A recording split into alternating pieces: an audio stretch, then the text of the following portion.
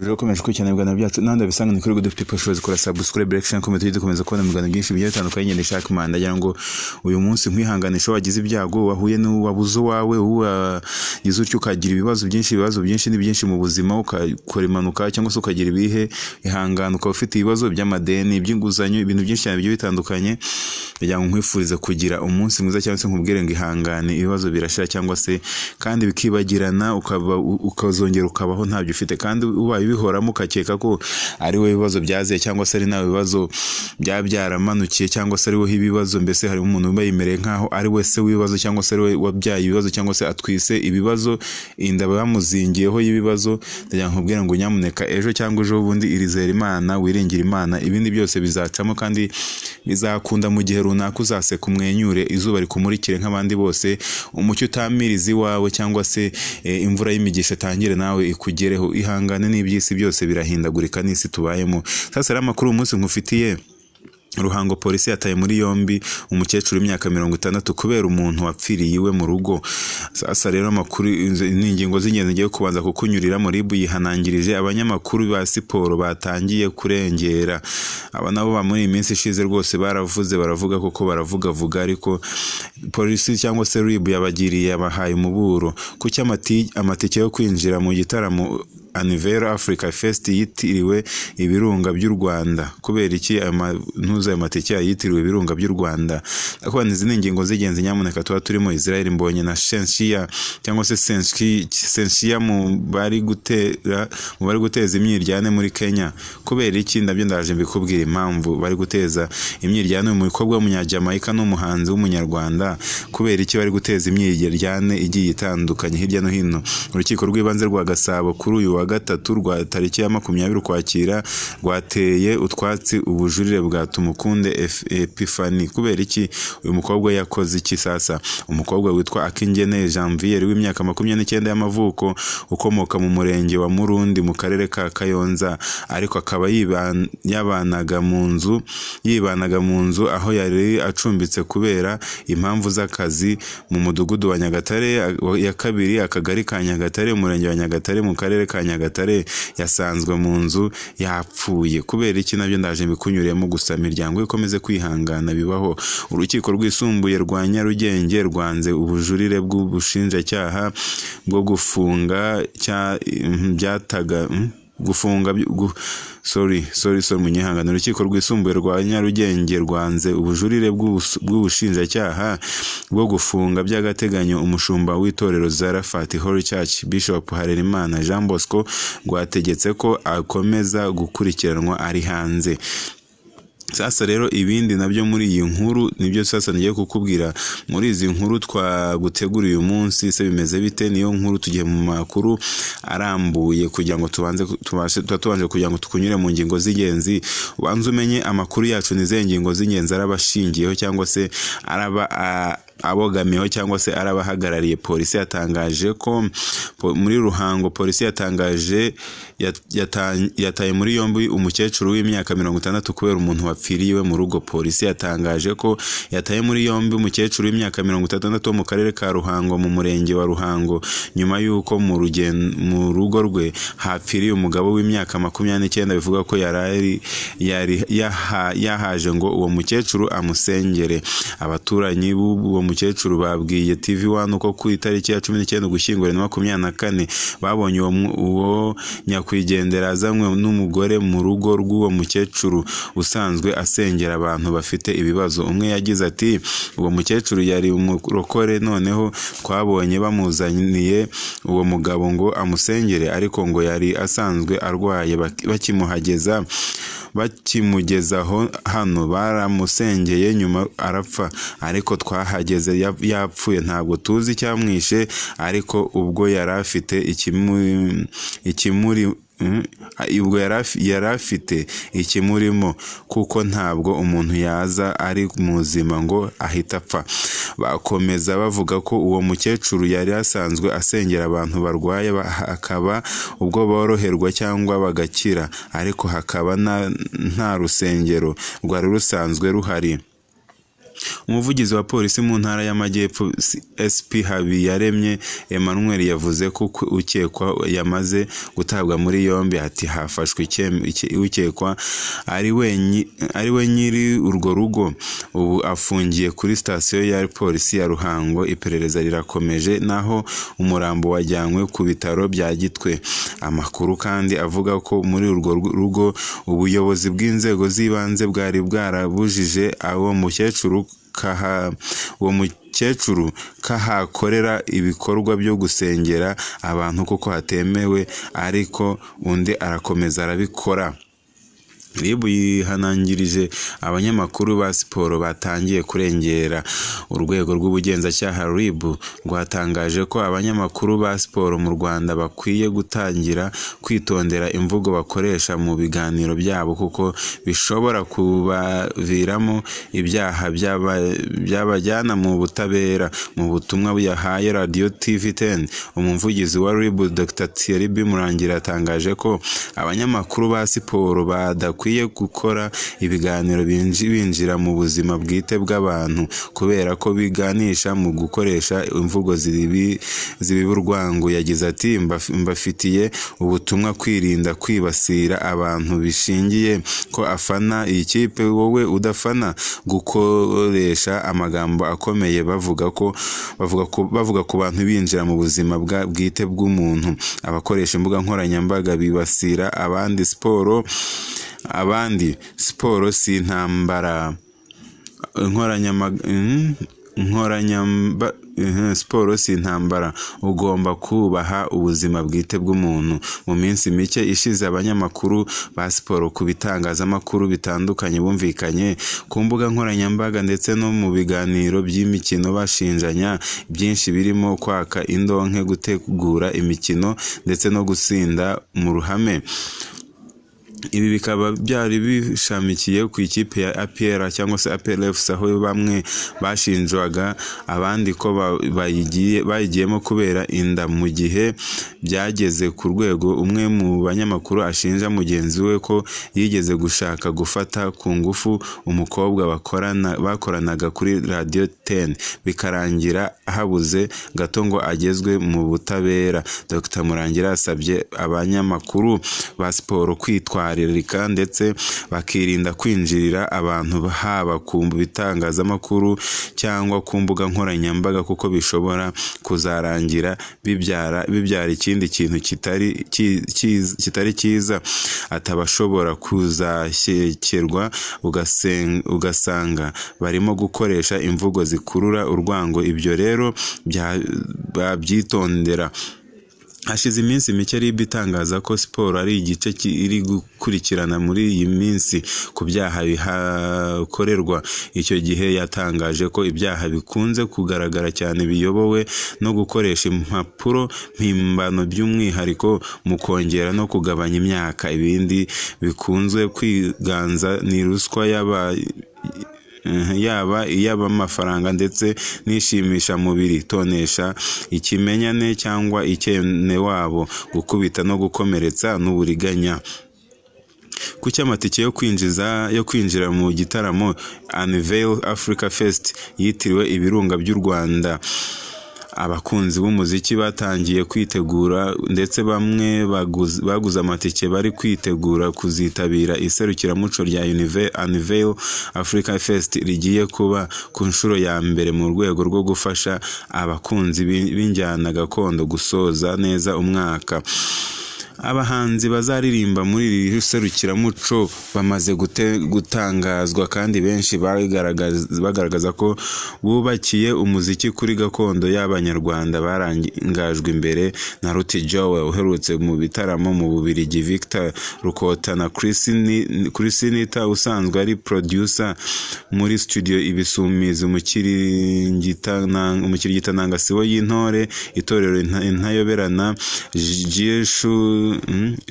Gisha, itsinda ry'impanga ndetse na Himbaza Club yamenyekanye cyane mu ngoma z'i Burundi. Ni igitaramo ngarukamwaka kuri iyi nshuro kizaba tariki ya 7 Ukuboza 2024 muri Kigali Conference ubusisi nibyo ra Kigali Conference ubwo nuko and Exhibition Village ahazwi nka Camp Kigali. Bateganyijwe ko abazaririmba muri iki gitaramo bazacurangirwa umuziki wa live na Siblings Band, itsinda ry'abasore n'inkumi basoje amasomo yabo mu ishuri ry'umuziki ry'u Rwanda ryamamaye nka Nyundo Music School. Iyo unyujije amaso ku mpapuro zamamaza iki gitaramo ubona ko harimo ibyiciro bitatu by'amatike ushobora guhitamo kugigura. Ni amatike bigaragara ko yitiriwe bimwe mu birunga bitatu by'u Rwanda. Itike ya make yiswe Bisoke iri kugura ibihumbi 10 rwa fa ikurikiyeho yiswe Muhabura iragura 25. Hanyuma naho itike iruta izindi yiswe Karisimbi iragura 50,000. Bisoke ni ikirunga gifite ubutumburuke bwa metero 3711 cyarazimye kuko giheruka kuruka muri Kanama 1957. Hejuru yacyo kiriho ishyamba ririmo ibiti byinshi byimeza ndetse n'inyamaswa nto zitandukanye. Karisimbi ni ikirunga giherereye mu majyaruguru y'Iburengerazuba bw'u Rwanda ku mupaka uruhuza na Repubulika Iharanira Demokarasi ya Kongo. Ni ikirunga kiri ahirengeye gihorana ubukonje igihe cyose amasimbi. Iki kirunga kibarizwa mu birunga byazimye bitakiruka kuko giheruka kuruka mu myaka 850 mbere ya Yezu. Turashize long time. Ni mu gihe ikirunga cya Muhabura giheruka mu majyaruguru y'u Rwanda mu turere twa Burera na Musanze, gifite amateka maremare yatumye cyitwa iryo zina kuko mbere atari icyo ko cyitwaga. Ndakuvuga ubwo ikirunga cya Muhabura. Karisimbi Rugano umuhanga mu mateka y'u Rwanda. Kalisa Rugano umuhanga mu mateka y'u Rwanda yigeze kuvuga ko icyo kirunga cyiswe iryo zina umwami w'u Rwanda rwa kera witwa Kigeli Nyamuheshera mu myaka ya 1600 ubwo yaguraga u Rwanda. Mugabo Julius uri mu bari gutegura iserukiramuco rya Universal Africa Fest yabwiye Inyarwanda ko bahisemo kwitirira iya matike ibirunga by'u Rwanda kubera ko iki gitaramo gishingiye ku muco n'amateka by'u Rwanda. Ati muri iki gitaramo tuzaba twizihiza uburere mboneragihugu n'umuco. Niyo mpamvu rero twatekereje kuri bimwe mu bitatse u Rwanda. Ibirunga by'u Rwanda bifite ubusobanuro bukomeye ku mateka yacu ndetse no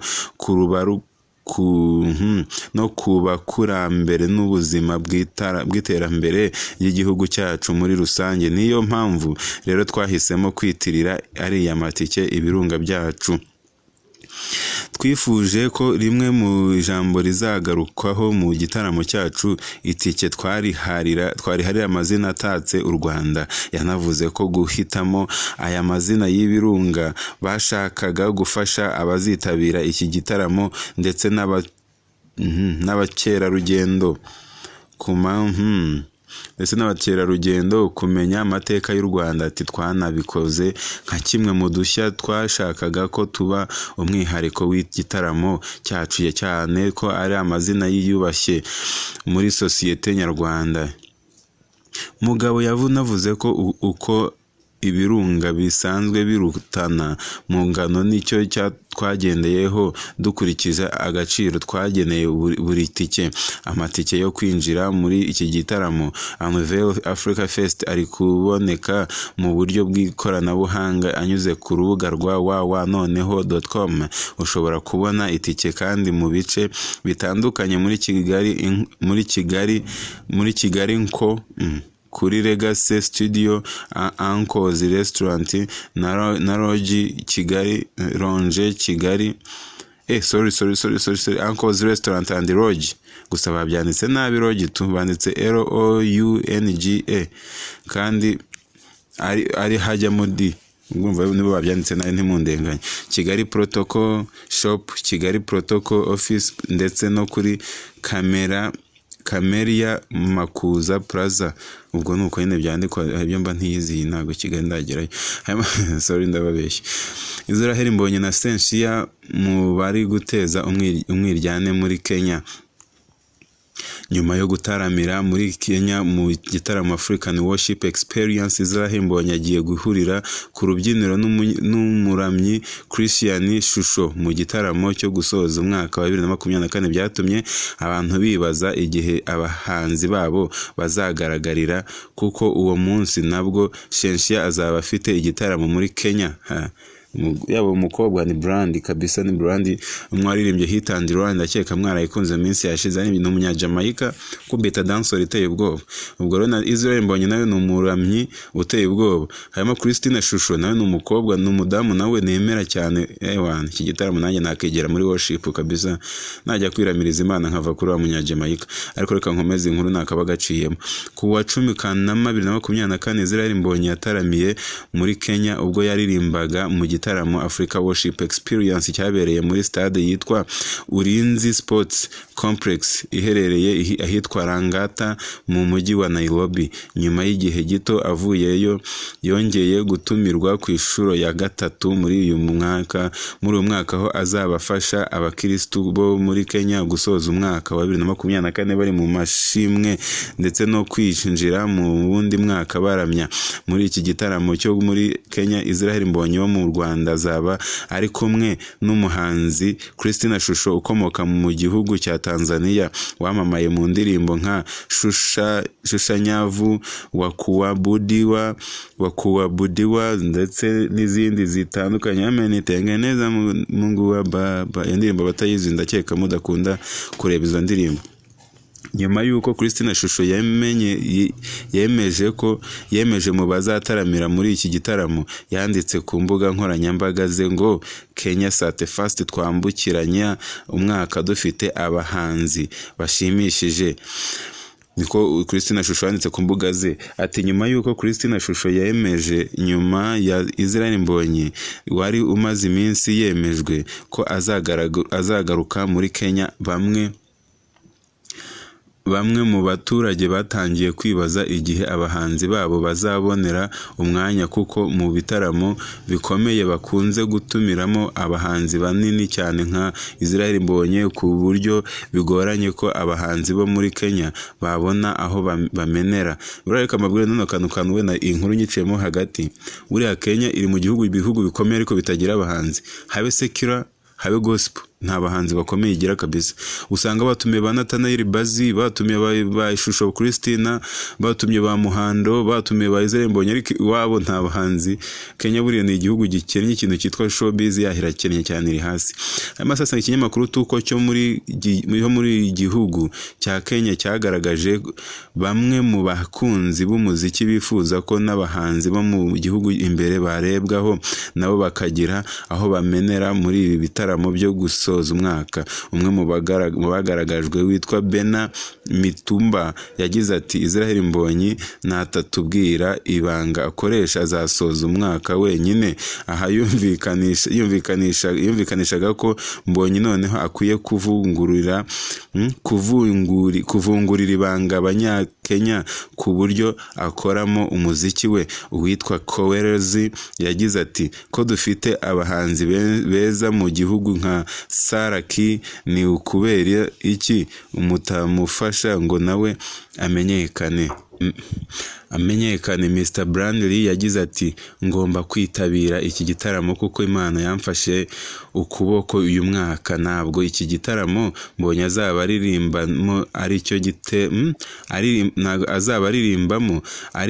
ari cyo gitegerejwe cyane muri Kenya, nubwo abafana benshi ari we bashyize mu majwi bamusaba ko ababwira ibanga akoresha. Ahubwo kuri uwo munsi umuhanzi Shensi wo muri Jamaica azaba yataramiye muri Kenya. Uyu Shensia azataramira muri Kenya mu ijoro rimwe na Israel Mbonyi yamamaye mu ndirimbo Hit and Run yakoranye na Masika na D Genius. Ntabwo abandi bamenyekanye. hamenyekanye Abanyakenya bakaniye bashaka ko Israel Mbonyi azamvungurira kuri bene wabo nabo bakagira ukuntu bimenyera cyangwa se bazamura utuntu twabo. Urukiko rw'ibanze rwa Gasabo kuri uyu wa gatatu tariki ya 20 Ukwakira 2024 rwateye utwatsi ubujurire bwa Tumukunde Epiphanie uzwi nka Kabebe wahoze afite akabyiniro k'abambaye ubusa na bagenzi be kuwa 27 Nzeri 2024 nibwo Tumukunde yatakatiwe n'urukiko rw'ibanze rwa Gasabo gufungwa iminsi 30 y'agateganyo. Cyakora kuwa mbere Ukwakira 2024 aza kujurira iki cyemezo yahawe. Sasa urukiko rwabigize gute? Babiteguye bati ibi ntago ari byo Rwanda byo gukora ibitaramo wambaye ubusuguma ngo muraba mansuzi mu mansura ibiki. Sasa rero umukobwa witwa Akingeneye Janvier cyangwa se Akingeneye Janvier w'imyaka 29 y'amavuko ukomoka mu murenge wa Murundi mu karere ka Kayonza, ariko akaba yibanaga mu nzu aho yari acumbitse kubera impamvu z'akazi mu mudugudu wa Nyagatare ya kabiri, akagari ka Nyagatare, umurenge wa Nyagatare mu karere ka Nyagatare. Yasanzwe mu nzu yapfuye, umurambo we umanitse mu mugozi. Mana yanjye, urupfu rw'uyu mukobwa rwateye urujijo rukomeye ku muryango we no kubabanaga nawe, kuko bakeka ko yaba yagiriwe nabi hanyuma ibyo kumushyira mu mugozi bikaba nko kuyobya uburari. Mwana mwakire mubaye nta kintu narenzaho. Mwana mwakire kabisa mubayo. Sasa rero iyi ni ya nkuru nasoje n'undi nayisomye ndayisoza aravuga ngo urukiko rwisumbuye rwa Nyarugenge rwanze bujurire bw'ubushinjacyaha bwo gufunga by'agateganyo umushumba w'itorero Zarephath Holy Church Bishop Harerimana Jean Bosco rwategetse ko akomeza gukurikiranwa ari hanze. Nyamuneka ndagira ngo mbabwire ngo aya makuru twavuze twagiye tuyakura ahantu henshi cyane hagiye hatandukanye, twikaraga mu nkuru zigiye zitandukanye. Dushimiye abanyamakuru b'u Rwanda bandika inkuru, ako sometimes namwe mujye mushyiramo akantu k'ubunyamwuga, mwandike neza cyangwa se mwandike inkuru nyine muyandike neza, kuko harimo mistake menshi. Buriyo mwumvishe nsomye nkategwa ntimugire ngo wenda ningewe ubutezwe cyangwa se nuko wenda mba ntazi gusoma, ahubwo igituma ntegwa nuko sometimes hari igihe inkuru iba yanditse mu buryo nyine nawe wicisha amaso ukabonera akazi kabisa, bigasaba kwishyiramo ubushishozi bwawe. Sasa ndagira ngo mbabwire ngo ejo nababwiye ko ndubabwira ukuntu imiryango cyangwa se abantu bashobora ukuntu nyine abantu bakira bakoresheje imiryango, ariko nyine byatumye atari byo mvugaho kandi nkanatangira inkuru mwumva ntanabihaye agaciro. Nuko ikiganiro nabakoreye ejo nta feedback nyinshi nabonye, nta feedback nyinshi cyane nabonye. Nk'ubu hano hari inkuru yavuga ngo Fiette Umutoni yatangaje ko muri iki gihe abayeho wenyine nta mukunzi afite kandi atanamukeneye, ashyira iherezo ku makuru yaramaze igihe avuga ko yaba yongeye gusubirana n'uwe wahoze ari umukunzi we MC Katsi. Ibi ngibi ni ibintu nyine, ni ibintu impamvu nkubwiye nk'iyo nkuru nuko aba ari ibintu nyine muri iyi minsi bisa n'ibiri trend cyane, abantu kuba batagikunda imiryango, batagishaka gukora mu miryango, batagishaka abakunzi biki. Mbese ibi ni ibintu byinshi cyane, ariko kubera ikiganiro nakoze ejo nta feedback nabonye, ntabwo cya trendinze, nticyarebwe cyane. Biri mu bintu wenda byatumye ntahita nk'icyo kiganiro, ariko ni mwebwe mbambaza tu. Ubwo ikiganiro kitarebwe cyane ntigikundwe mpita numva ko kidakunzwe nyine nanjye nkakihorera. Ariko noneho wenda mukisaba cyangwa mugishaka munyandikira, bajyaga banyandikira ntimwongeye kunyandikira, ntabwo mwanyandikiye. Urumva, ubwo rero niyo mpamvu nababwiye ngo ntabwo nigeze rwose ntabwo nigeze mbikora. Nimubishaka mumbwire ndabakora, kuko se kuba bihari.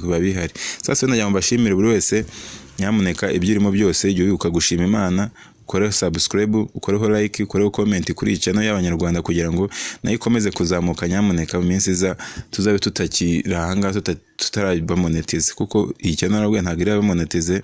Ni mwebwe rero nkeneye, ni mu bufasha bwanyu, support zanyu nizo nkeneye kugira ngo mbashe kuba natera nanjye imbere nk'abandi bose. Ntako ntazagera kugira ngo mbahereze ibyishimo byo muzansaba byose nzabikora, kuko ndakeka ubushobozi bwo gukoresha imbuga nkoranyambaga ni ikintu mfite mu nshingano bya danje. Salama shalom.